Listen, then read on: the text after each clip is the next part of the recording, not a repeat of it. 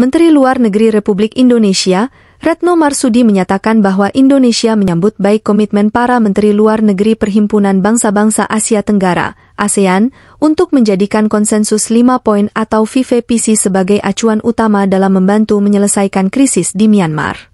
Dalam pertemuan Menteri Luar Negeri ASEAN yang berlangsung di Luang Prabang, Laos, pada Senin, 29 Januari 2024, Menteri Luar Negeri Retno Marsudi juga mengatakan bahwa Indonesia telah menyampaikan semua catatan penanganan isu Myanmar selama masa keketuanya tahun lalu kepada Laos selaku ketua ASEAN tahun ini.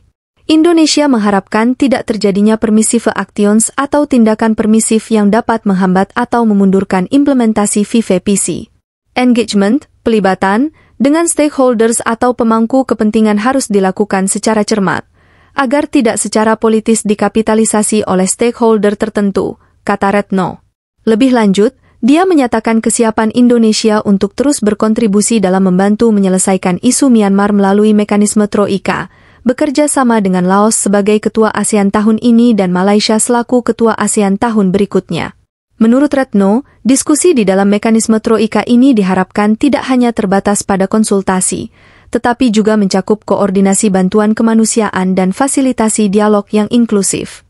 Sebagai bagian dari upaya penyelesaian masalah Myanmar, Retno pun menyoroti isu etnis Rohingya, yang harus terus dibahas oleh seluruh negara anggota ASEAN.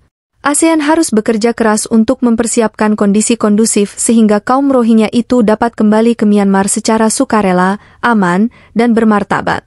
Seperti pertemuan-pertemuan ASEAN sebelumnya, dalam pertemuan Menteri Luar Negeri ASEAN yang dituan rumahi oleh Laos kali ini, ASEAN tetap tidak mengundang perwakilan politis dari Myanmar. Myanmar kemudian memutuskan untuk mengirim wakil pada tingkat non-politis, yaitu Permanent Secretary dari Kementerian Luar Negeri Myanmar. Isu Myanmar terus menjadi perhatian di internal ASEAN maupun di internasional,